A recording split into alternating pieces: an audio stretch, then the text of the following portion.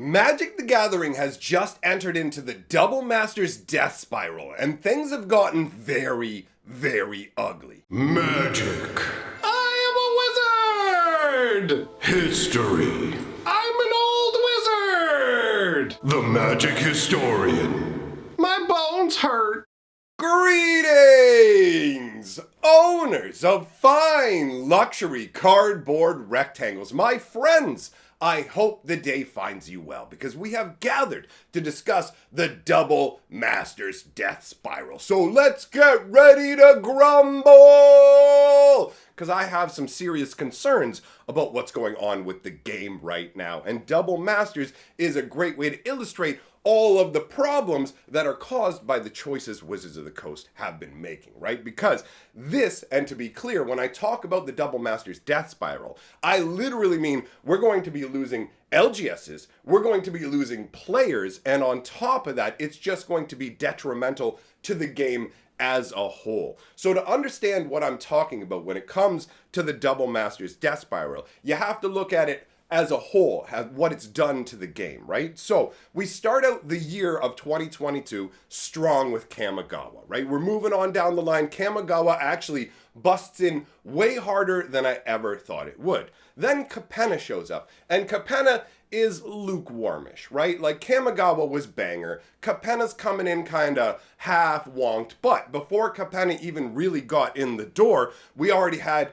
a massive blast of Baldur's Gate spoilers. So Baldur's Gate has already basically had one of its legs knocked out from underneath it. So then we move into the actual Baldur's Gate season, and it just gets dwarfed by Double Masters, because the Double Masters leaks start showing up through the packs of Baldur's Gate by accident. So Baldur's Gate gets completely subsumed. And I mean, Baldur's Gate has been completely obliterated. I've never seen this happen to a Magic set.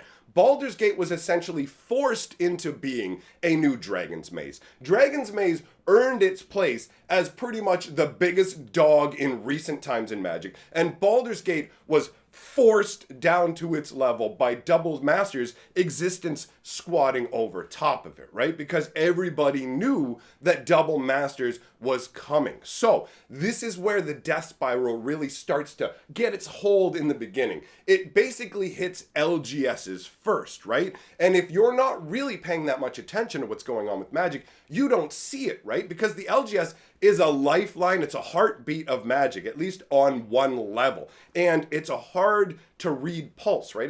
It's like weak coming through the vein there. So you have to know where to look. But if you know where to look, you would see that they're bleeding out, right? LGSs are sitting there going, we got to send this Baldur's Gate back to the distributor. I've got to sell this at cost just to get money for Double Masters 2022, because the writing was on the wall that Double Masters 2022 is the only place that you're going to be getting any money from Magic for the foreseeable future, right? For maybe even the rest of the year. We don't know if we're actually going to see an increase over time, but I suspect that Dominaria United specifically is going to get hit hard by this. So Baldur's Gate ends up being awful for the LGSs. They lose a bunch of money on this. And speaking of how bad Baldur's Gate is, I opened up a bundle that made me rage out so much that it's actually uploaded over on my other channel because it's too spicy for this one. So you've got Baldur's Gate, which turfs hard, right? Now that drives some people crazy to begin with. They go, yo, this is the second D&D set. I'm already kind of going, I don't know how I feel about this. And then Wizards turns around and puts cards that I know should be in this Baldur's Gate set, like my Dockside and stuff like that. And they go, no, we didn't include that in Commander Legends. In fact, we didn't really put anything too juicy, with maybe the exception of the dragons, in here. So you just need to buy this because we say it's a Commander Legends set, while at the same time, we're holding this huge carrot of massively incredible reprints right over here. You know it's coming a month later. So everybody pulls their money back from the LGSs. The LGSs have to dump their stock. They have to deal with people saying, yo, I'm sorry, I can't give you your money back for your pre-order on this, dude, because like we can't do this. This is terrible for my business. I have to sell these products, and I'm literally eating so much of a loss on this product that even though it's going to anger you, I have to decline your return, right? everybody is in a bad position, and that's because Wizards has created this chase the money atmosphere, and they didn't put any of the money into Baldur's Gate. So Double Masters not only is the biggest, strongest child this year. Like if 2022, all the different sets are Wizards kids, it's like Wizards has only decided to feed one kid. 2022 gets steak and eggs and everything, and the other ones get, here you go, here's some dust I found on the ground, here's some corn kernels, like maybe you can survive. And as Double Masters gets bigger, then everyone's like, look at that one, feed that kid more. So Wizards just goes, yeah, this is the kind of thing that people are gonna want, right? So we're gonna see this Double Master stuff happen again and again and again, and it's just going to crush the LGSs down even further because they're put in this crazy position where they had to get out of Baldur's Gate as fast as possible, but also lock in as much Double Masters as they could. But there's not enough Double Masters to go around, so you have all of these sort of, we have pre-apportioned the amount of boxes you can have. Allocation, you get 6 boxes. Allocation, you get 12 boxes, right? Now, this obviously chokes off the supply, and it makes sense if you have a limited supply that you would do this. But here's the thing, it genuinely appears that Wizards of the Coast is kind of manipulating the scenario. Everyone is talking about how there won't be a print run for a second run of this set, right? We're going to get one set of Double Masters, and that's it. And basically, in my area at least, this stuff has flown off the shelves. For example, the LGS that I went to on Friday night, the day the set was out, before we even finished playing in the actual draft event, there was no more Double Masters available to be sold. The only stuff he had left was enough for another event for tomorrow, and that was it. And prices were going up across the city, up to $500 a box. Now, bear in mind, those are Canadian prices, but understand, that is still a massive jump, right? We're talking $350 boxes all the way up to $500 boxes. And the stuff is selling across the board. But it's not like that everywhere. People are reporting, yo, over in Oceania, we got tons of boxes. My buddy, he's got his wife over in Japan. She's telling him the price with the exchange rate, they can pick boxes up there easily for what is the equivalent of roughly that $350 price that we're paying over here. So it looks like what Wizards is doing is making it seem like this product is scarcer than it is in an attempt to get everybody to frenzy buy it, get as much money flowing in as possible, and then afterwards, they'll put some more out that the people who weren't willing to buy at the super frenzy price paid, and then they get even more money. And understand that they've set this up in a way where July is the beginning of a new quarter, right? And when it comes to businesses, the money is counted quarterly and reported to Hasbro. So every quarter, your numbers better be good, or the suits up at Hasbro are going to be looking to make some heads roll. So what Wizards has done is they've set it up so at the beginning of July, you've got the Double Masters dropping. You've got the Soul Ring promo, where if you go into an LGS and you spend $50 at least, right, buying stuff, then you get one of these promo cards. But here's the situation. Some of these game stores, they're so basically in trouble with this setup where they go, yo,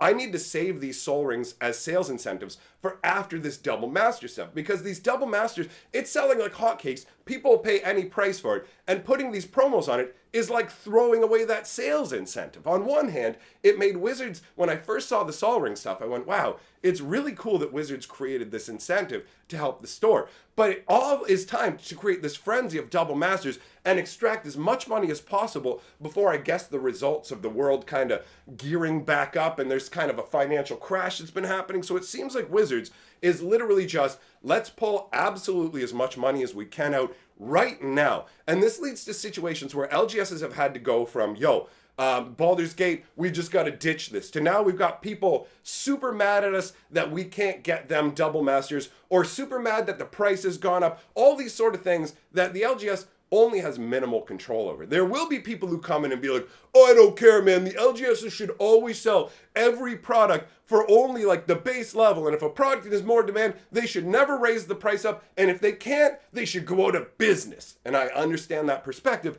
from somebody who doesn't understand the internals of an LGS. These are businesses that are run as passion projects, and they run on nickels and dimes. And there's a bunch of people in the Magic community who genuinely believe that if I come into your store and buy a bag of chips or a can of pop, then I've supported your business. And if I pay to get $10 into an event, I expect to get $30 worth of stuff. So you better give me prize pack. You better give me promos. Why are you complaining? You made 40 cents on a bag of Doritos from me last week, bro. You're not going to stay in business? I'm here running my Magic collection like a business. So you have this situation where LGSs get squeezed. They sell Baldur's Gate to people. People are going to get, well, hey, I'm just going to wait until the price crashes. This set sucks. Oh, wait until the price goes down. And you have to sell it under cost to try and get some of your money back so you can get double masters, which I will then rage at you about because there's not enough of it, or the price isn't what I want it to be, or I didn't get my big value cards. Like, there's a million reasons that people will rage. So people will go from Baldur's Gate double masters,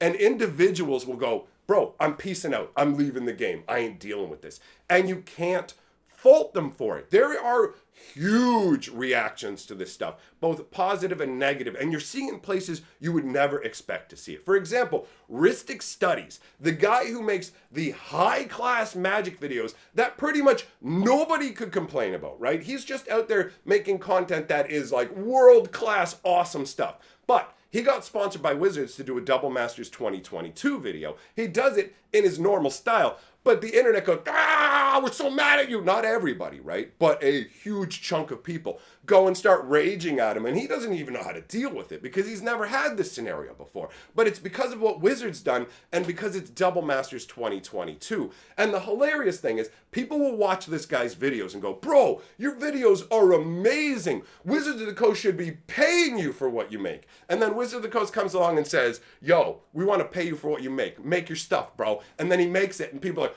what are you doing? Don't do that, you shill sellout. Like, it's because they're rabid about Double Masters 2022. This is an incredibly strong reaction. So you have the depths of Baldur's Gate all the way up to the heights of Double Masters, and you have a bunch of people who feel like they're missing out, who are foisting crazy amounts of money at this, and the secondary singles market on these cards has already tanked so hard, and it's just going to tank harder as more supply enters. I've said to people that I very much believed that Wizards of the Coast would be bringing out a second wave of this set. Why wouldn't they? It's going to be the biggest set of the year. It can't not be. They've already drawn in so much money that look what's going to happen to Dominaria United, right? Baldur's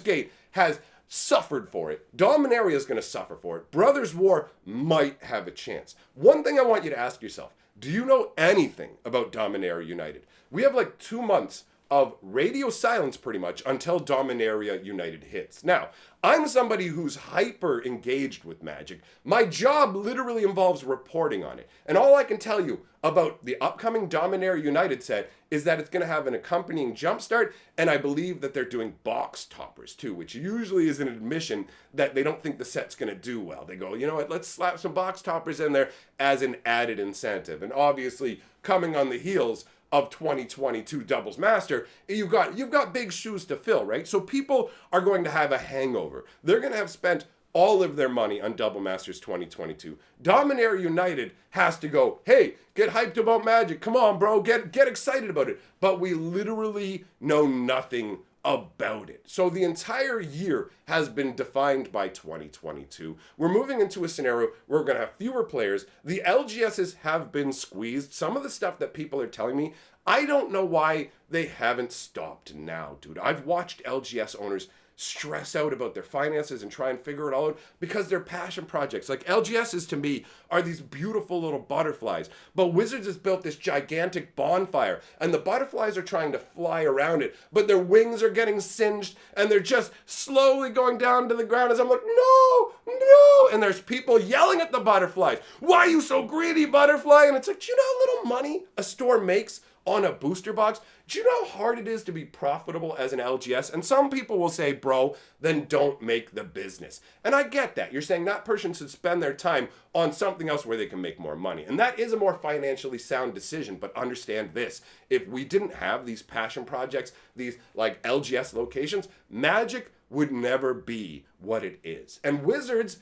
despite their best efforts, have been forced to acknowledge that digital arena will never be the path. The true Magic is in the gathering because it's based on people getting together. It's about us. And the LGS is intrinsic to that. You know, not everybody has one, not everybody has the experience, but take it from me. The death of an LGS is a huge blow to this game. They're like the stalwart, shining soldiers of Magic, bro. And there's only a few thousand of them in the whole world. These people who are willing to take their time and money and create a place for us to enjoy playing our games. And at the same time, take the risks and hits from Wizards as Wizards just punches them in the back over and over and takes their wallet and starts ganking money out of them. Like, it's just brutal to watch, bro. This genuinely feels like a death spiral, and some people are going to tell me I'm overreacting or whatever, but I know that bodies are hitting the ground and we're losing some of our fellow players,